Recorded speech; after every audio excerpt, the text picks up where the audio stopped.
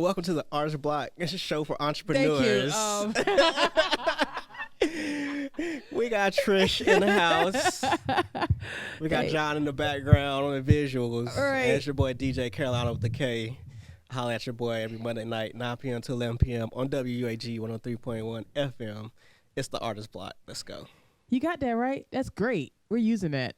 We're using that. Did you stop? Did you got it? Oh, okay, fantastic. When I was looking you up, I kept searching for a C, even though I follow you.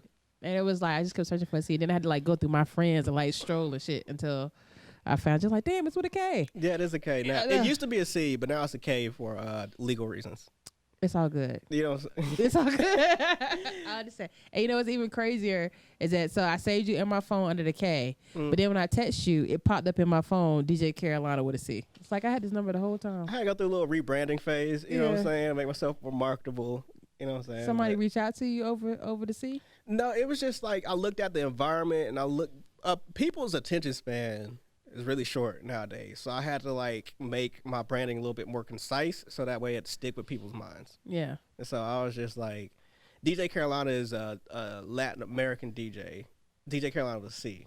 She's like a Latin American. Here in Greensboro? No, she's like international, like different stuff like that. She's worked for Hot 97. So I was like, okay, I can't be DJ Karolina with a C. I'll just be DJ Karolina with a K. And then I'll market myself as DJ Karolina with a K. So that's the whole tagline. That is so interesting. DJ Karolina with a K. Yeah. I like the Carolina with a K though. It's different. It is different. When I figured out that's what it was, I was like, okay, I like that. DJ Karolina with a K, you know what I'm saying? It's like a Tribe Called Quest. You gotta say the whole thing. Yeah. I didn't even say that before, but I'm sorry saying that. DJ Karolina with a K. Gotcha. Straight like that. Cause you know Denzel No Not Washington. You know, that's his stage name. Denzel Not Washington. Yeah. Denzel No Not Such Washington. a dope person. He is. He's so multi-talented. He is. Every time I see him, he's doing something different. I remember like when I first met him, he was a poet. The next time I saw him, he was photographer. No. The next time I saw him, he was rapping. Oh. I'm like, oh, he raps. Then I saw him, and then he was in the photography. Then he was in the videography. Then one day I seen him dancing, like with a dance group. I'm like, this. Okay, he's dancing like he like is a thorough artist. You know what I'm saying? Like, and I feel like you know, people who are like true artists can move to different mediums. You know what I mean? So they're supposed to be. You know, artistry is from the soul. Yeah. You know what I'm saying? It's like a physical manifestation of like your thoughts. Yeah. So. Yeah. Denzel's cool. He's dope. I'm about to get him because he was one of the people who helped me when we were practicing. Yeah. It was Denzel. And whenever I need anything, I call Denzel. He's there. Shout out Denzel, not Washington. Yes. Shout out Denzel, not Washington. So good. We back at it again. Glad to be back. Thank you for coming. So as you know, I keep telling you, I just think you're so dope. Thank you. I think you're dope as a person because I'm getting to know you more now, but I definitely think you're dope as a DJ. I mean, not just from your scratching, but your music selection and just your whole vibe. I think for me, I can't even get into every type of DJ. Like it's hard, you know what I mean? But I like stuff that's different. I like stuff that's authentic. I like it to just be dope. And I think that you exhibit all of those things with your DJing. I try, I try to use the medium of DJing to like, express something that, people don't even know they need. Yeah. I like that. Because you're fulfilling something in them, like a void. It's just like, people, I mean, I guess it's a little bit different now that you have like Spotify and these streaming platforms. People are starting to get more exposed to different kinds of music. Mm-hmm. But for the longest time, there was such like a gatekeeping where it's like a lot of people only listen to like what's played on the radio. Yeah. And so people don't really take the time to really explore music the way that they can and should. Yeah, I agree with that. So, bring us back to the beginning. We were a young DJ Karolina with a young Karolina. And when you were first introduced to this beautiful genre of DJing. One of my earliest memories, as a child, I don't know why I was so aware of the world around me. Like I was very much aware. I remember when my family moved into my childhood house. I remember the day because it was so strange to me. I was like, we just showed up at this new place and then we never left. And I was like, what is this? Like, this is new. Yeah. And so my dad would always play this cassette tape by Run DMC called You Talk Too Much. And like we would dance around in his room and play, and like that was like my first kind of like introduction to music. And like we were talking about earlier, like my parents were very much audiophiles, like CDs all around the house, music everywhere. My dad would come home with a new instrument weekly. My parents were really into like African art, and so my dad would come home with djembes and different African instruments. He came home with a finger piano one time, and I would play with that a lot. So it was just kind of like, in between the instruments and the music, I grew up in a very musical household, and that's kind of like that first introduction into like different styles of music. Like my dad would always listen to B.B. King and Jimi Hendrix, like religiously. My dad played Jimi Hendrix so much, like it was just like almost ingrained into me. And my dad had a record player. My dad was the first person I ever saw with wireless headphones back in the 90s. Like he had Really? he had like, it was like this little dock station where it's like the receiver and you set your headphones on it, and then you would plug the dock into the audio ports into his record player, and then he could take it off and walk around his room and listen to like the music. Like, that must have been 94. I didn't even know they had like wireless. I don't know where my dad was shopping at, but apparently he had like the Connect. So like he would listen to Jimi Hendrix, guitars everywhere, and then my mom, I spent a lot of time with my mom, and she would play like I'll listen to the Mothership land like every day on the way to school. Parliament Funkadelic. Yeah. You know what I'm saying? The Mothership was landing like right when I was getting to school. Bootsy Collins, Prince. So it was just like such a wide range of music that I was exposed to at such an early age. So shout out to mom and dad for, just being who they are. Yeah. Dope. So talk to me about, because you told me when you told your mom that you were going to grow up and be a DJ. Yeah, we ride in the car. And it's crazy. My first experience with like EDM music was with my mom. Okay. She would play house music on Sundays because she was like, no rap Really? on Sundays. And so actually, I believe it was A&T's radio station. She would play on Sundays. She'd play house music on Sundays. And I remember one day my mom was like listening to house music, and I was like, Mom, when is this song gonna end? And she was like, the song did end. This is a different song. And then that's when I started like paying attention. I was like, what?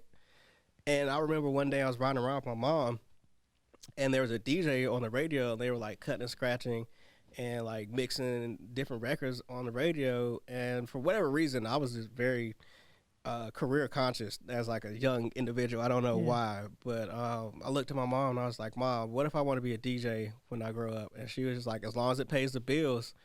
I was like, all right. Yeah. So I think I was like 4. I was like 4 or 5. Wow.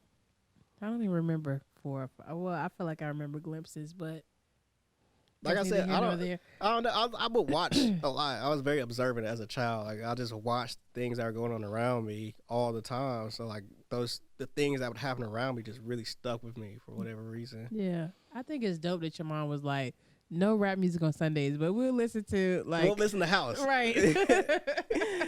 That's dope. And so that was like, and that was 90s house. You know what I mean? So that was that funky, like soul blends, like jazz blended house, like like saxophones, like, so it was way different than like what we have now. It was that Detroit house, like from the soul type stuff. I don't even know if I've heard Detroit house. I know I've heard Baltimore's house. Baltimore does like yeah, house is really a northern. Yeah, so I've heard Baltimore house a lot more than I've heard house from other places, but I know it's like Detroit, Chicago. Don't they got house too? Chicago. Yeah. Chicago. It's really a northern thing, and I do remember my mom saying she went to Chicago and she fell in love with like the architecture of Chicago. So I'm not sure if that's where she got into house music or not, but like we would just listen to house music on Sundays and like go to the park and stuff like that. And so I do remember just kind of like vibing as a youngin'. Yeah. Yes. Well, that's dope though. Still, even to know at such an early age, what you want to do. Or I guess rather you were just being tapped into a part of who you are and your purpose, like at an early age. You know what I mean? Very much. That's so. dope. Yeah. Okay, so talk to us about your first gig. My first gig was this New Year's Eve party at my homeboy Andrew Donovan. And I was going to the middle college at the time, the GCC middle college. So I was in high school, but I was taking college classes. So like a lot of my friends just ended up being college age, like at that time. So I just had a lot of older friends. And so he invited me to his house, and I was doing recording engineering at GTCC, and he had Pro Tools and he had a studio, but he didn't know how to use it. So I taught him. I was like, oh, this is how you do this. This is how you do that. And so then I started recording artists. I think I was like 17. I was recording artists like in his home studio. And like I was producing beats and recording these artists, like just doing the whole shebang. So then New Year's came up and he's like, yo, can you DJ my New Year's Eve party? And I was like, yeah, you know what I'm saying? Like, yeah. So I grabbed my turntables, took it to his house, did a party. It was super hype, super fun. And then after that, he was just like, yo, we start a DJ company. And I was like, all right, let's do it. Yeah.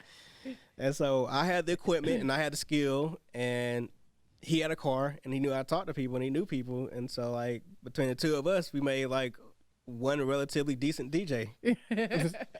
And what happened with that? Like, I know we didn't even talk about that earlier. Like, are you still doing that with him? Or, I mean, I know it was a little minute life ago. just kind of took us in different directions. I started going to UNCG. Workload kind of got a little bit more hectic, and he ended up moving, relocating. And so we just kind of like went our separate ways. But it was fun while it lasted. You know, like, I mean, being like 18, 19 with no bills and no real responsibilities, making hundreds of dollars a week, DJing was pretty nice.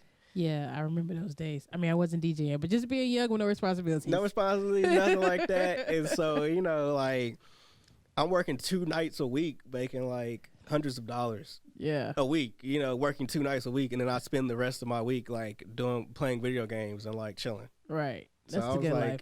I was like, this is pretty nice. I can get down with this. Yeah. Yeah. Did that help, I guess, fuel your drive even the more? Like, you already knew that you wanted to DJ, but it's like, dang, I can get money doing something that I enjoy doing anyway. Like, it's fun. And you only have to do it that many times a week to make a good amount of money. I think it just put things in perspective. It just kind of, it was just kind of like, you know, this is a lot more realistic than I thought. You know, up until that point, you know, I was DJing in my bedroom for like 3-4 years. You know, I was almost, because it's crazy. I got my turntables when I was 15, and I thought learning how to DJ at age 15 was too late. I thought I was too old to starting a DJ career. Yeah, I was like, yo, like, because I was under the impression that other people had been DJing since like 10 or 9. Yeah. So I was like, yo, I'm 15, I'm late. So like having spent like 3-4 years in my room, I was like, well, I guess this isn't gonna happen. Yeah. And so with that experience, it just kind of like made things like, okay, this is tangible. This is like something that I can achieve and acquire. Yeah, yeah. And we didn't even talk about that. Getting your first set of turntables. That's such a fascinating story. So talk to us about that. So, like I had said, like always been career minded as a child. I think what it really was is like I watched both of my parents go out and work really hard to provide for me and my brother. And neither one of them seemed happy. They didn't seem like they liked their jobs. And so for me, I was like, I don't want to end up like that. I want to be able to provide for myself, but I also want to like my job. So what can I do that's going to provide for me, but also be fulfilling at the same time? And so like 10 years old, I was like, yo, I want to be a DJ. You know what I'm saying? It just kind of clicked in my mind. So, you know, I told my parents, I was like, yo, I want to be a DJ. And they're just kind of like, okay, whatever. And so I guess they kind of thought it was just a phase or it's just something like that. So then 11, you know, I was like, yo, I want to be a DJ. And they're like, oh, okay. So 12, 13, 14, I was like, yo, I want to be a DJ. So I think they kind of saw that, like, this wasn't something that was going away. Like, this is something that was really something I wanted to do. So when I turned about 15 years old, I think it was right before my 15th birthday, my dad comes in my room. I'm just chilling. And he comes to my room, he shows me 2 pictures he's taken of these turntables. And he was like, yeah, is this what you want? And I was like, yeah. So a couple days go by. I don't really think about it. My dad gets off work. He comes back home, and he's just like, come on, let's go. And I was like, all right. So we hop in this van. I don't even know what's going on at this point. Mm-hmm. We show up to this pawn shop. He buys the he's like, is this what you want? I was like, yeah. Buys the turntables. We load up into his van. So at that time, I had a bunk bed, but I only had a mattress on the bottom half, which is like a little futon, turned from like a bed to a couch, whatever. And then the top bunk was just completely empty. So my dad ended up cutting out a piece of plywood to the shape of my bed and then put like some padding on top of it. And then we loaded my DJ equipment to the top bunk. And he was like, I almost didn't pay the light bill this month. And then walks out the room. And that's how I got my first set of turntables. Yeah. And that was crazy. I mean, I told you that when you told me that story, but that's crazy that he believed in you and wanted to support you, you know, to a degree that he would sacrifice paying a light bill. Even though I feel like your dad was going to make it happen regardless, but it's just the point that he could have spent that money on something that was more important. You know what I'm saying? That's what he was trying to say. Or not more important, but I guess essential to your living. You know what I mean? But he felt that, you know, encouraging you and motivating you and buying you the tools that you needed to be successful was even more essential to life than that. So that's really dope. He really did invest in me. He was pretty much my first investor. Yeah. Because without him, I probably wouldn't even have been able to afford those turntables.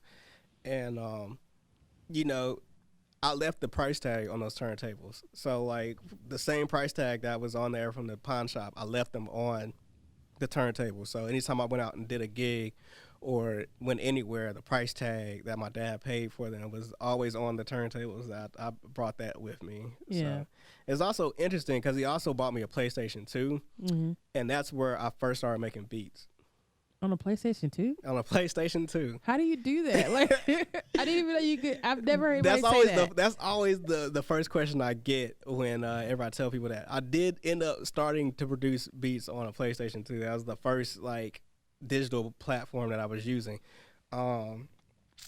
We were up in New Jersey because me and my family, my grandma's from New York, so we go up to New York for Christmas time to go visit family. And so we would stay in New Jersey and then drive into New York and go do blah, blah, blah, this, that, and the other. So we were up in New Jersey, in New York, up north, and we were at GameStop. I think it was actually EB Games at that time. And there was a game there called EJ Club World. And I picked it up and I looked at the back of it, and it was like you could they had like a library of samples, and you could take the samples and then you could put them into like an arranger, and you could make your own beats with it. Wow. And so I did pretty much right when I first got my turntables is right when I first got that game. So I started making and producing my original songs and like DJing like at the same time. Look at the universe just working in your favor. That is amazing. I've never heard anybody talk about a game like that. I mean, I know it exists because, you know, they have all types of games, but that's amazing.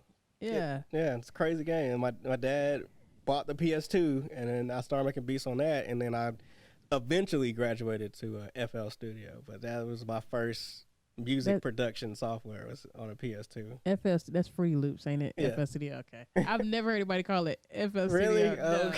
I hear people say Fruity Loops. Yeah, FL Studio. You know, that's what the cool kids say. Okay. That's what the kids call it.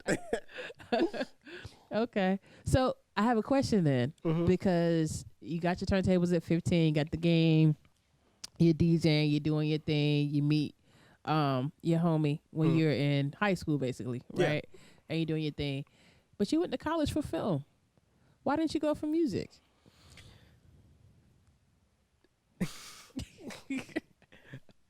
So when I was in high school, I did the music thing. I did the recording engineering track when I was in high school. And so being in the high school and college at the same time was super stressful, like unbelievably stressful, trying to get a degree, being 16, 17, taking college classes. Yeah. So by the time I was able to transition to a university, I was tired of doing college. Okay. So me going to a university was more of I wanted to have a social experience more than an academic experience.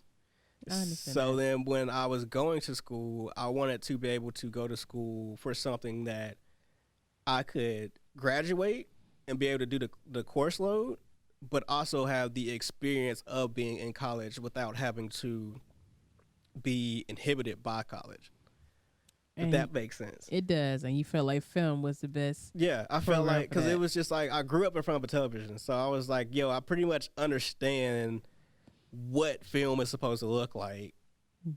Now, I just need the auxiliary portions of it, but I feel like, I was like, yo, I know how this works. Like, I've seen TV shows, I've seen Yeah. movies before. I know, you know how the basic story structure, so I was like, I can do this, this is something I can do. I won't have to worry about it too much. And I can just go to college and have like the college experience and still be able to graduate. And so that is what happened.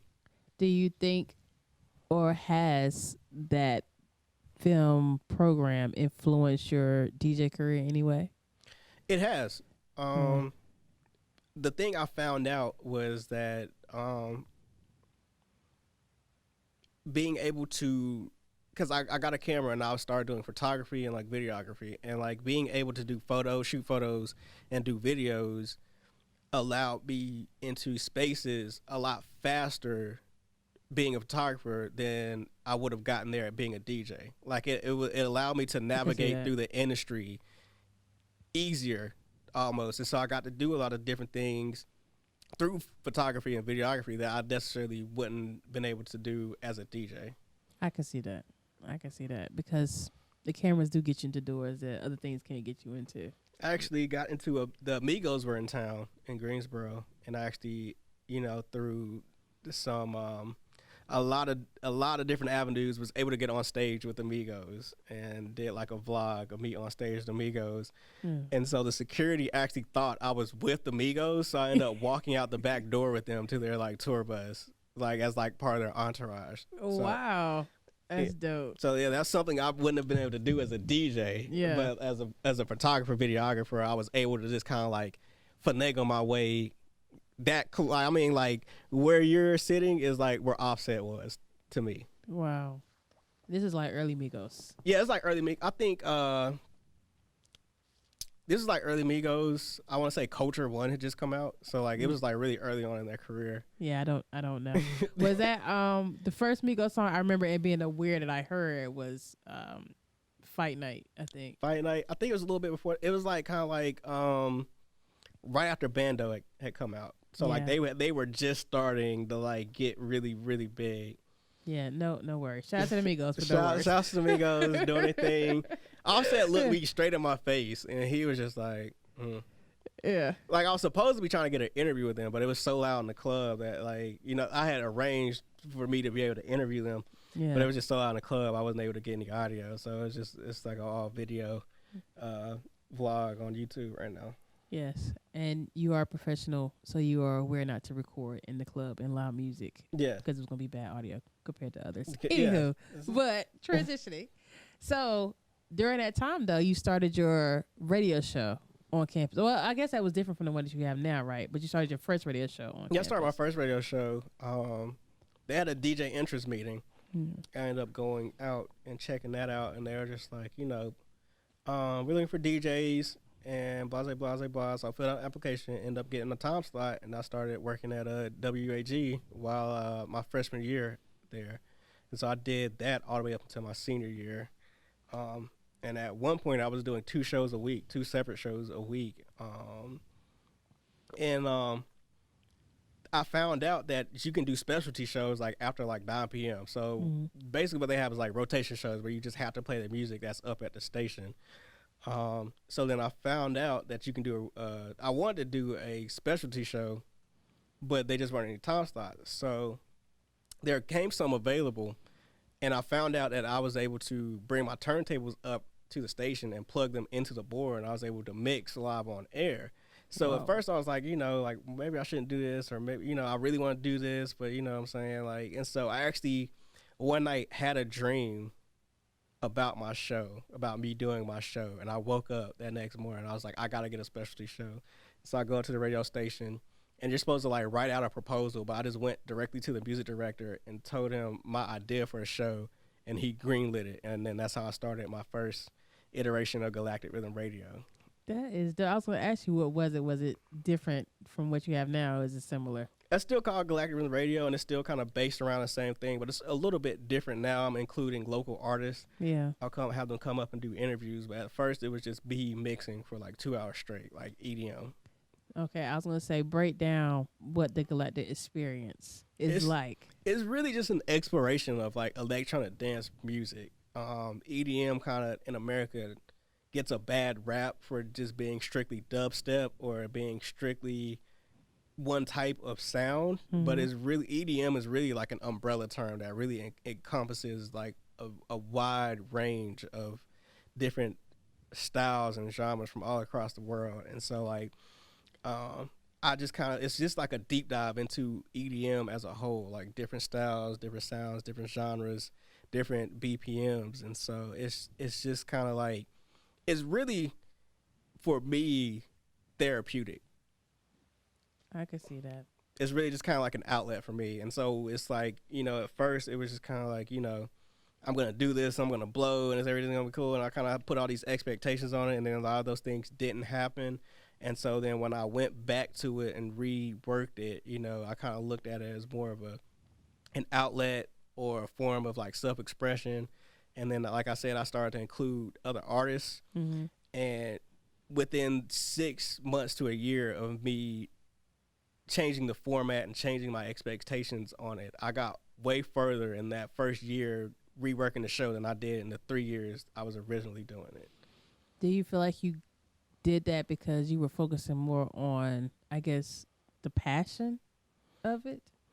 A little, yeah, it was a little bit more passion oriented the second time, and it was a little bit more inclusive where I was sharing my platform with other artists, and that kind of allowed me to network and navigate into like different kind of situations, all the way to the point where 2 Chainz's DJ actually ended up coming up to the radio station, and he brought 2 Chainz's whole record label with him this past year, off of just, and that was within the first 6 months of the reiteration, really, of the show. Yeah. And just having different artists come in and talking with different artists, and then they're introducing me to other artists, and then they're introducing me to other artists, and like literally with like that, it was just like, you know, I'm working my way up in the industry without sacrificing anything to myself.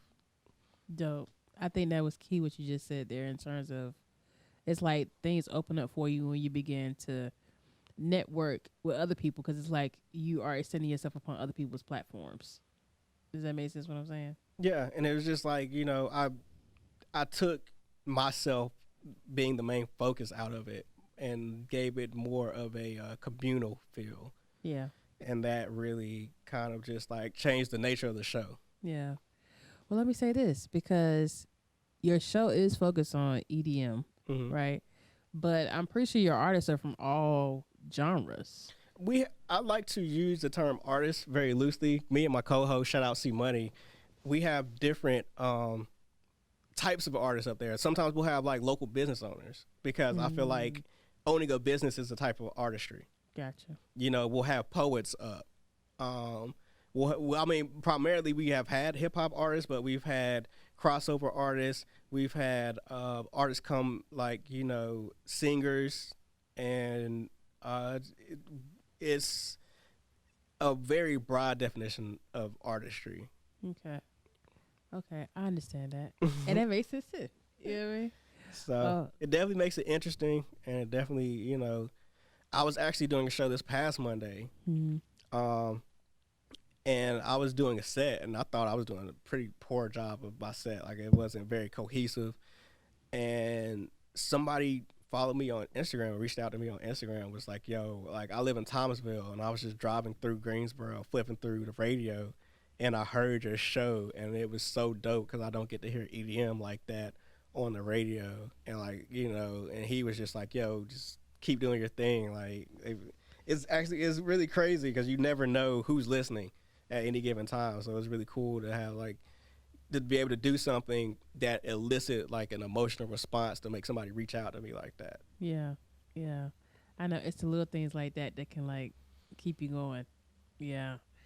That's Definitely. Dope. That's dope. What type of, aside from your show, like what type of DJing do you like to do? in terms of like working? Club DJing is really tight. Yeah. Specific clubs, or it doesn't matter? Well, given the fact that like EDM is still a very fringe kind of art style, like I've definitely had to rework or at least incorporate top 40 radio DJing into like my skill set. Mm-hmm. So even if I am doing like a top 40 club or different stuff like that, you know, it could still like it's very much an interaction between me and the crowd. Yeah. So it's like, you know, it's fun DJing on the radio because like it's a little bit less pressure. I kind of get to do whatever I want more. It's a little bit more creative. Mm-hmm. But I like doing the club thing because it's like there's nothing like being in front of having a packed out club or a packed out audience and having like everybody vibing with you. So it's like club DJing is probably my favorite type. Just having that crowd interaction, that immediate sort of feedback is like really dope. Is it a certain... Wedding DJ is pretty tight too because you usually get fed. So that's what I was going to ask. Like, is it certain ones that you don't want to do, or are you open to any like? I don't like doing showcases as much, just because artists are so unorganized sometimes. It's like, yo, show is 2 weeks out. Can you send me your music? Everybody who's performing, send me your music. 1 week out. Yo, I haven't gotten the music from everybody yet. Can you please send me your music? Night of, hey dog, can you load my song? Like, bro, I'm in the middle of rocking a crowd right now, and you want me to download your song off of Gmail right now in the middle of a set. Like, while I'm like, it's just like, yo, I'm trying to keep the crowd hype, keep the crowd live. Why are you just now sending me just now trying to give me your music? So, like, that can be frustrating doing showcases because it's just like, no one ever wants to just send me the music ahead of time. Like, that's all you got to do.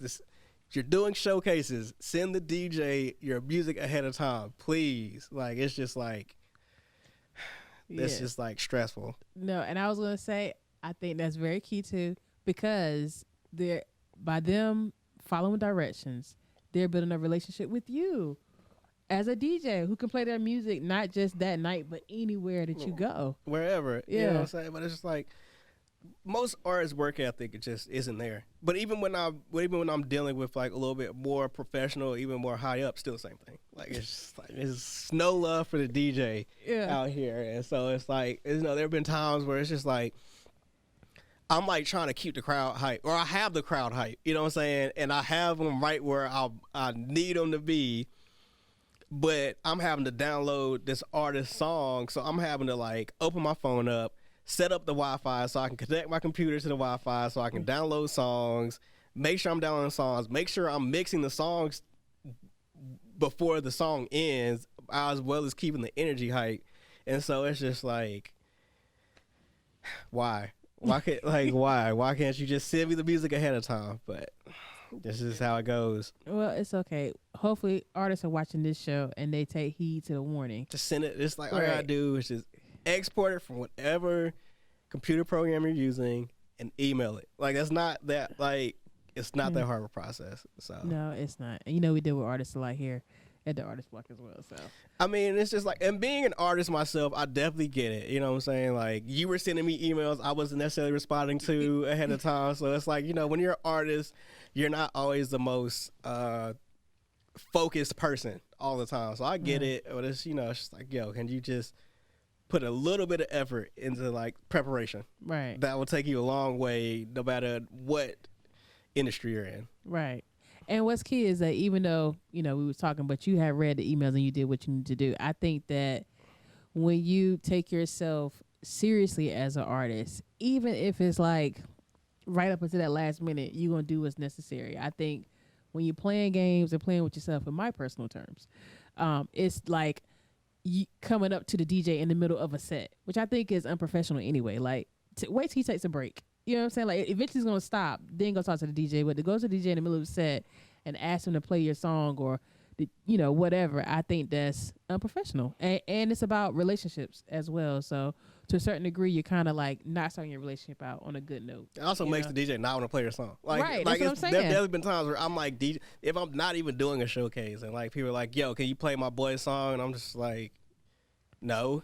Like, it's like, yo, like, because it's just like I already got the vibe going, set. You know what I'm saying? I don't want to play somebody's low quality, underproduced, incoherent track. I don't know what it is. You know what I'm saying? I can't just like drop somebody something. Because you didn't even have a chance to preview it prior to, if they would have just sent it to you anyway. So yeah. So it's like, at the same time, it's just like, it's very frustrating dealing with up and coming artists, because I want to support up and coming artists, but I think the problem with the music scene in our area specifically is that we don't have an identity in terms of music. I want to talk about that because I don't feel like we have an identity either. And so it's like we are such a trend chasing state in terms of North Carolina music, where it's just like, I remember being in the early 2000s, all the artists want to sound like they're from like New York. I was like, all right, it is what it is. And then 2010 kind of comes around, everybody wants to sound like they're from Atlanta. Mm-hmm. I'm like, okay, whatever.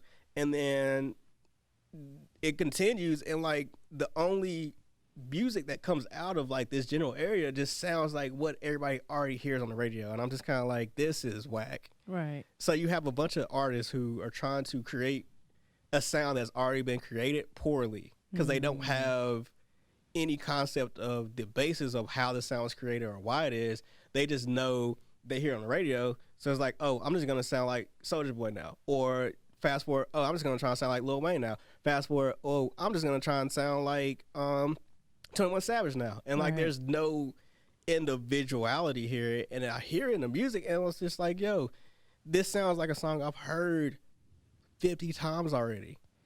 Yeah. And it's just like, the Baby got on, and the Baby doesn't sound like anybody else in North Carolina or anybody else that's on the radio. He came with his own kind of style, and I wish people would do that here. It's just like, you can't be an artist that's already established and think you're going to make it. Yeah. Or you can't sound like an artist. You can't sound like someone else's sound and think you're going to make it out of North Carolina. That's not. Yeah. But I think this is a deep topic, because I think that, okay, let me preface it with this. Okay, go ahead. When I told you I went to Howard for grad school. So when I went to the North, people in the North, in particular in Maryland, because I was in New York for a little while. Right. I would tell them I was from North Carolina, and they wouldn't believe me, because they were like, well, you don't have an accent.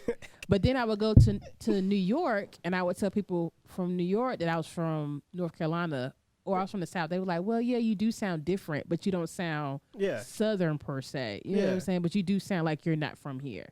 So I think that when I think about like a J. Cole or the Baby, they don't have a particular genre. Like, they don't sound like North Carolina, but they just sound like really good artists. You know what I mean? That's kind of like. But they don't, like, J. Cole doesn't sound like he's from California. No, he doesn't sound like he's from anywhere. He just sounds like he's his individual self. Right. And even the Baby, when he was coming out, he didn't really sound like any other artist I could particularly name. He just kind of sounded like the Baby. He did.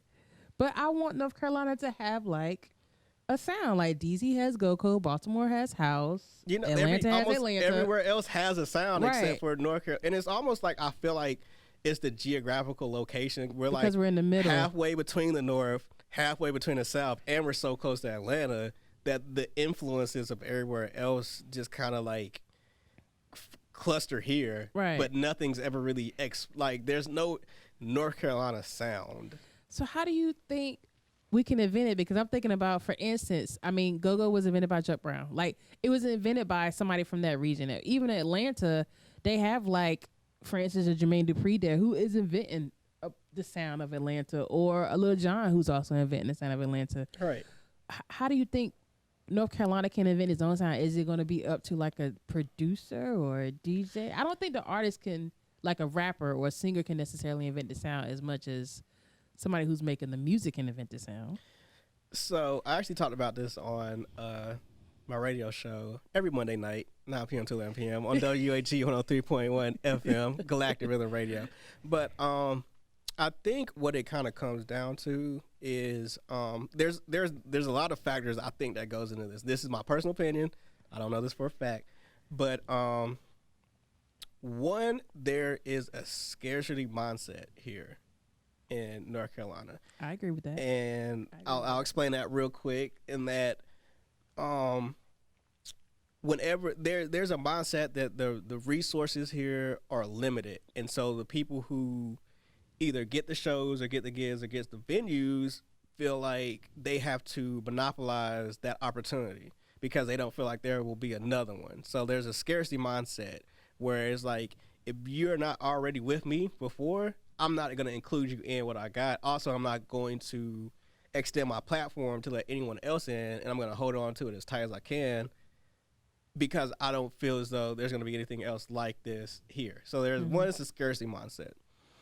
Two, I think to some extent, public transportation and the way that North Carolina is structured has a lot to do with it. Everything's kind of spaced out here. Right. If you don't have a car, you can't really get around like that and get to different places like that. Whereas compared to Atlanta, where everything's a lot more confined, so people are able to work together a little bit easier, and they're also able to get to the other side of town to see a show from an up-and-coming artist. So it's a little bit easier to support a music scene when you have the ability to move around easier. Right. North Carolina is just so scattered that the cooperation aspect and the community aspect isn't there the way it needs to be to create a sound and support it and build it and export it. Right. Does that make sense? It does make sense. I mean, because Atlanta does have the it has the train. metro. Yeah, it has a train. New York has, the subway, and we just got the bus. We just got the bus, the raggedy bus. You know what I'm saying? You can get all around New York like that. You can get all around Atlanta like that. So people can move around. So if there's a show going on across town, you can just hop on the train and get there and like support that artist. Like as opposed to here, like if you're in Raleigh and there's something going down in Charlotte, you know what I'm saying? Like it's not as easier to maneuver around. Right. To and like support things. Even that concept of like, because it's artists in Raleigh, it's artists here in Greensboro, it's artists in Charlotte, it's artists in Fayetteville, because they have their own little thing. You know what I'm saying? Like, but they're so far apart compared to like a New York City where Brooklyn, Bronx, all that stuff is boroughs. Like can come into wherever. You know what I'm saying? I dig that. So you don't feel like it's about a person, I guess, inventing a sound per se? I mean, I think that does have a lot, or it has something to do with it, where it's just like people are chasing sounds as opposed to creating them. I know, but how can you influence people? Because I'm thinking, now that I think about it too, Chapel Hill does their thing. Yeah, like Chapel Hill's very unique. Chapel Hill's got its own thing. Durham's got its own thing. Yeah. But, people in Durham and Chapel Hill don't really mess with, people that are in Salisbury or... They don't. So it's like there's so many dope artists, and like even just Greensboro by itself. Yeah. But I don't really hear a lot of artists either coming from Raleigh to Greensboro or coming from Charlotte to Greensboro, or like vice versa. Like really vice versa. People are like in Greensboro go straight to Atlanta.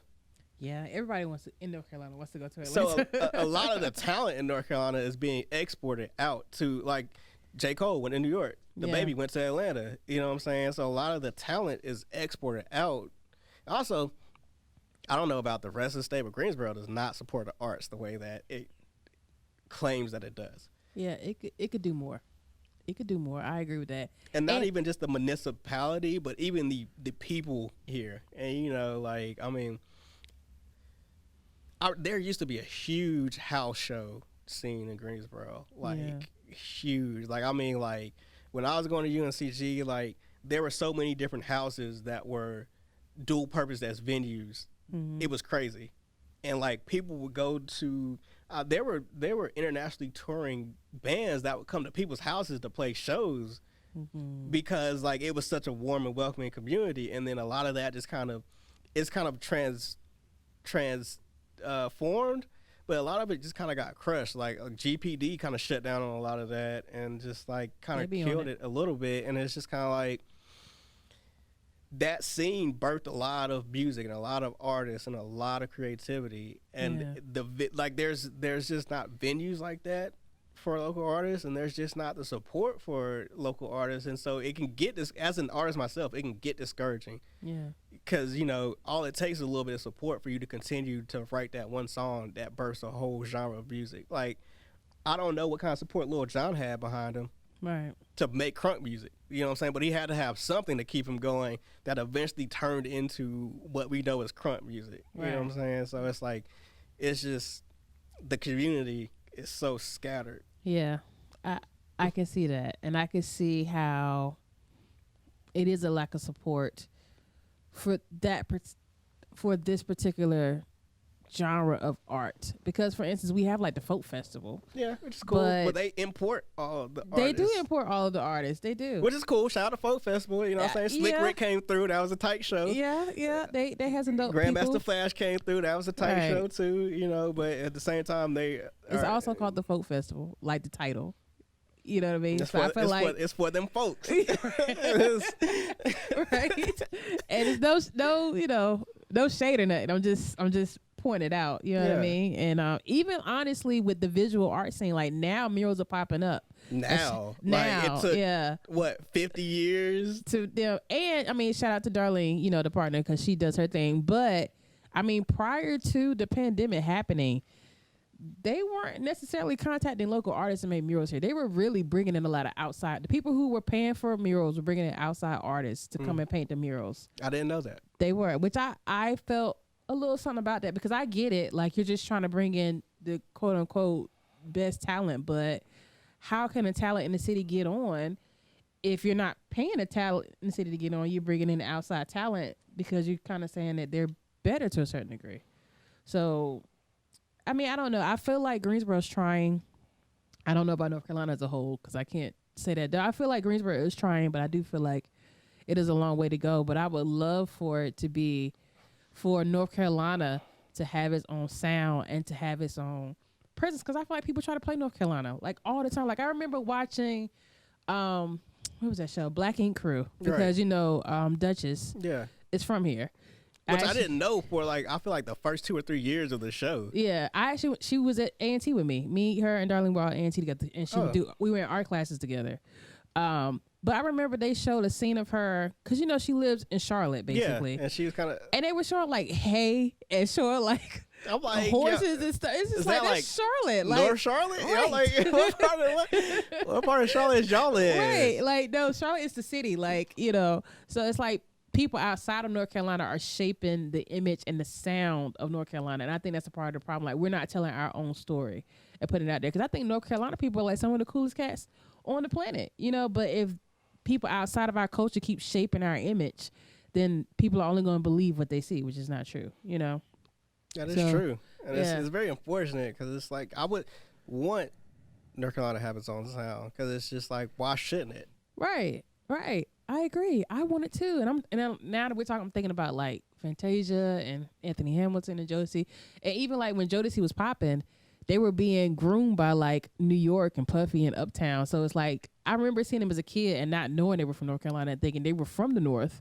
Right. And they were from North Carolina the entire time, but they were being, groomed to look like they weren't from North Carolina. Right. So I don't know, man. I'm down with it in terms of like bringing that culture here. It would be great if North Carolina can become. It's really interesting because the baby has really shaped the hip hop scene. I think more than people give him credit for. Yeah.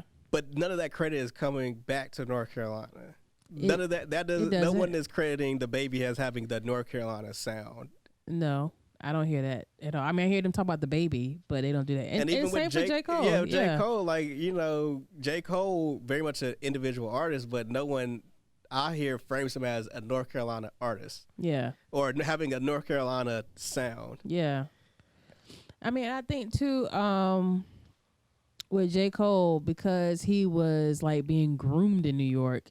I mean, when he first came out, like some of his mixtapes, he talked about like New York a lot. He did. He didn't even talk about North Carolina like that. I mean, he talked about North Carolina too. Let me not say that. He talked about North Carolina and he talked about Fayetteville, of course. But I mean, I do remember him talking a lot about like New York and stuff. So I don't know. I think it would be dope if we could develop a scene here in North Carolina and make it be known for that. And therefore, people in North Carolina wouldn't leave to go to New York or Atlanta. They could stay here and be discovered here in North Carolina. It'd be nice. I mean, I guess it's definitely equal parts artistry and equal parts industry. Yeah. You know, you can't really have one without the other, and like without there being an industry in North Carolina the way it is in like Atlanta or New York or Florida. You know, like it's just not gonna happen that way, and people are gonna go where the opportunities are. Yeah, that's just how it goes. So that's two things you said.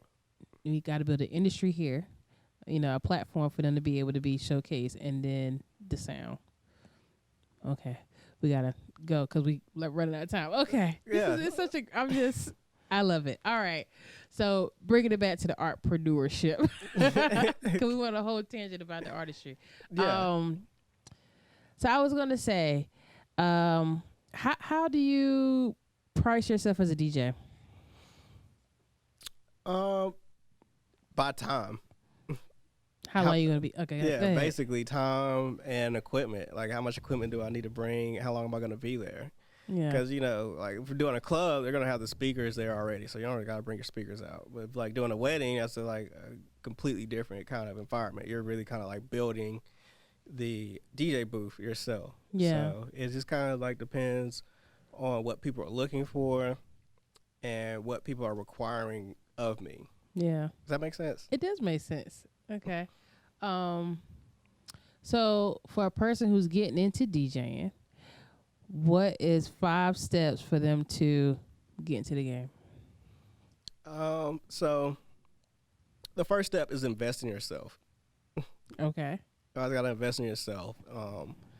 Whether that is equipment, whether that is time, or whether that is putting in the legwork to talk to people. Like, you gotta invest in yourself. But most of the time it's money. You gotta take your money and invest in yourself. And a lot of times people are like, how can I get into DJing? And I'll tell them, go buy a controller. Because like once you put in that money, you're almost like, yo, I just spent like $500, $600, $700, $800 on this. I have to do something with it now. I can't just let that $800 go to waste. So invest the money into yourself. 2, promote yourself. Promote yourself in a creative and engaging way. Be creative with your promotion. Engage with your audience. 3, always keep a good haircut. I mean, you know, presentation is paramount. You know, the way you present yourself is always going to be a determining factor, regardless of what industry you're in. 4, practice. Practice. Like I was saying earlier, I spent 3-4 years in my room DJing by myself before I ever played a show for like anyone else. And that was just, you know, it takes 10,000 hours to become a master of anything.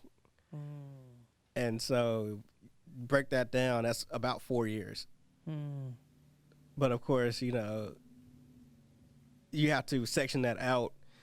You can do 4 years worth of anything in 6 or 7 years, depending on how dedicated you are to it. You know what I'm saying? Of course, you got to do things for life and eat, sleep, blah, blah, blah. But it takes about 4 years of engaging in something to become a master of it.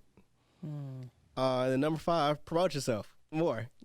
More promotion. So yeah, that is you know, the five pieces of advice I would give. All of those are paramount. And I love how you even phrase it like keep a clean haircut and keep a shape up. You know what I'm saying? It takes 10,000 hours to become a master. That's deep right there, because that's not me. I didn't make that up. No. I've heard similar to that before. But the point is, like, I think a lot of times people try to skip that phase. Like, you just want to go straight into being a professional, but it takes time, like, to build that skill set up. Like they say, it takes 10 years to be an overnight success. Yeah. You know what I mean? So I thought that was key and paramount right there. Yeah. Of course. You know what I'm saying? It's all about the dedication into your craft, whatever that might be. You know? Maybe if I would have spent that 4 years learning how to play piano, like, I'd be in a whole different space right now. Yeah. You know what I'm saying? I chose what I wanted to spend my time doing, and it was DJing. Yeah, yeah. Okay, so right now you just gave them your course for DJing by DJ Karolina with the K. What's the homework? What's the prerequisite to enter into your course? You told them the course, but they had to do this prerequisite tonight before they can even come to your course. I suppose the prerequisite would be different for everybody. For me, my prerequisite was doing a lot of research and a lot of homework into hip-hop culture and the history behind it, because like that was for a long time the only connection to DJing that I had was learning the culture. And I think that's where a lot of my passion for scratching comes from. So you gotta do the homework, see where it comes from, see why it is the way it is. I watched a lot of documentaries about hip-hop growing up, just, you know, because DJing is one of the 4 pillars of hip-hop. For those of you who don't know, it's DJing, MCing, breakdancing, and graffiti. I was actually a graffiti artist for a little while. So you gotta like know your history, you know what I'm saying? It's like know where the craft that you are partaking in comes from. I think that is key. I think, side tangent, I think the biggest asset hip hop has is also its greatest weakness. What's that? In the fact that it's progressive. Hip hop. I talked to. I guess we're gonna take a little side tangent, but I talked to a lot of people about the current state of hip hop and how they don't really like. A lot of the older guys don't really like it, and I can understand. So a lot of it that comes out I don't like either. But you have to really frame. Hip hop is a very unique genre, more so than almost any other genre that's ever come before it, because it's progressed faster than any other genre that's ever really existed in mainstream media. You have to think hip-hop's only been around for 30 years. And within 30 years, it's become the dominant form of music in America. Right. So the only thing you can really compare hip-hop to is rock and roll music. And even rock and roll music in itself has not really changed that much in the entire lifespan of rock and roll music. But if you look at hip-hop in the 80s and hip-hop now, it's almost 2 completely different styles. And so a lot of times people are like, I don't like where hip-hop is right now, and I get it. But if you are modeling hip-hop along rock and roll's transition throughout history, right now hip-hop's in its punk phase. Like what punk music was for rock and roll is what mumble rap is for hip-hop.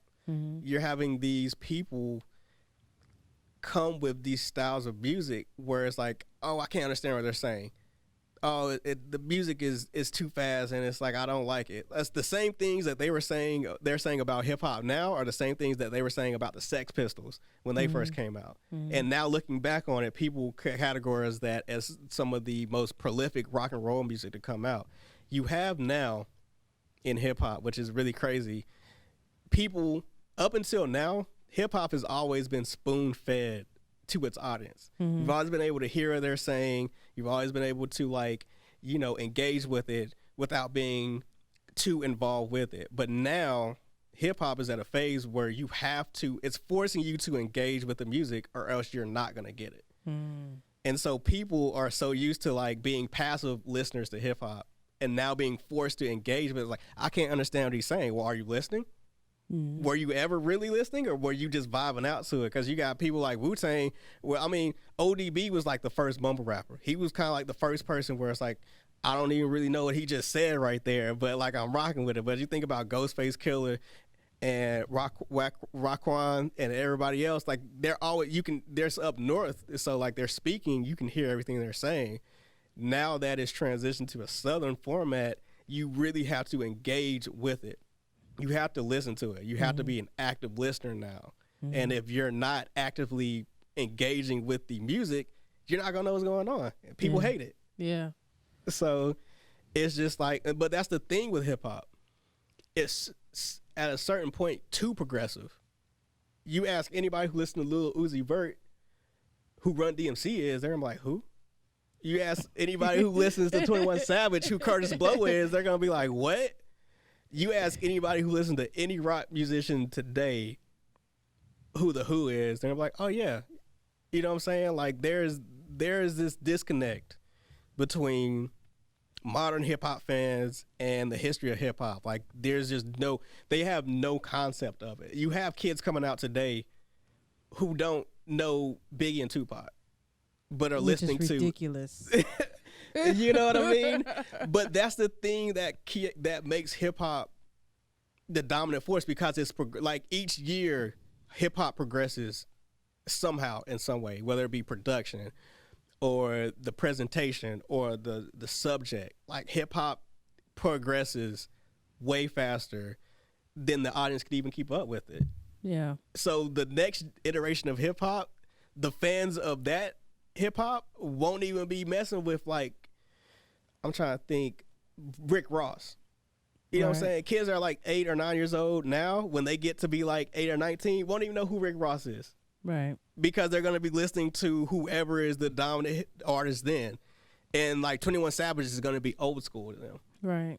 You know what I mean? So it's like, you got to know the history. I can go on and on with it. Because, you know, I love Jay-Z. He's my favorite artist. My favorite rapper. Jay-Z is one of the only artists to transcend through hip hop. He did. But right now, though, the kids, they don't respect them like they should. Like, they respect them because they look at him as a Jay-Z, as the businessman. But not Jay-Z, the rapper. Not Jigga Man. Yeah. They don't know Jigga Man. You know what I'm saying? They don't know Young And that Cole. was just like 98. I know. I know, which is crazy. So it's just like, we got to save this. We got to have a part 2. We definitely have a part 2. Like, we can just chop it up about music, you know. But yeah, like, that's the one for the homework. We got back to the original question. Y'all know your history. You gotta know your history for sure. If you don't know where you come from, you're never gonna make it to where you're going. And that was a Wu-Tang line. Well, it wasn't. It was it was Ghostface. Yeah. You know what I'm talking about? Yeah. All That I Got Is You. Yes. Yo, shout out Ghostface Killer. Yes. You know what I'm saying? So do your research, know your history, and you know what I'm saying? Like, you know, if you can't engage with the history, that means you don't even really love it. I agree.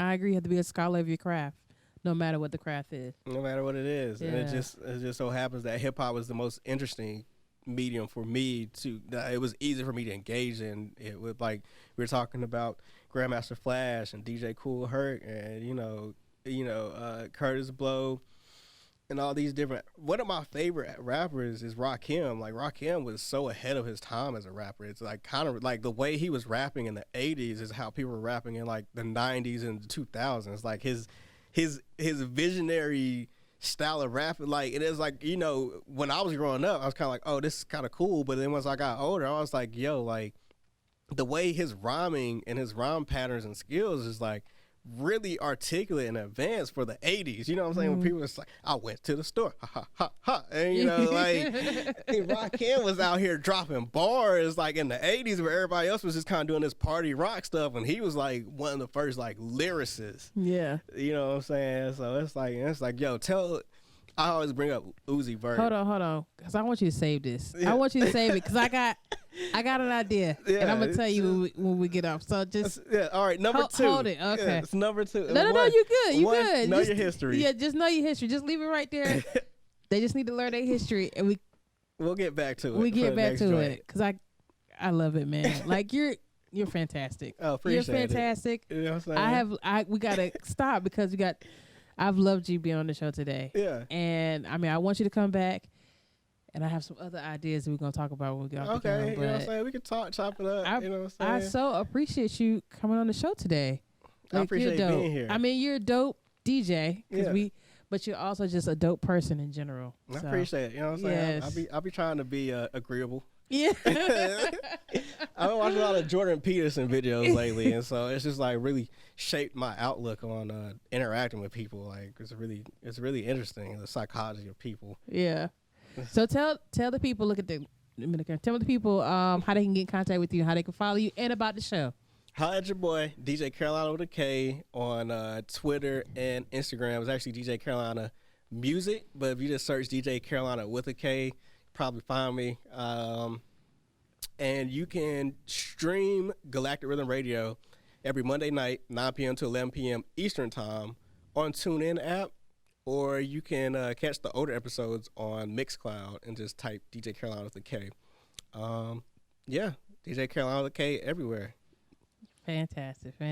So, I know I be rambling sometimes, but it's not often. I'm always interviewing people. It's very seldom that people interview me, so it's kind of cool. Yeah, well, get ready. More is coming. Oh, more? Okay. More is coming. But thank you all for tuning in to another episode of the Artist Bloc podcast. I'm your host, Patricia Schuler. You can follow me on Instagram and Facebook at Patricia Schuler, and we'll catch y'all next time.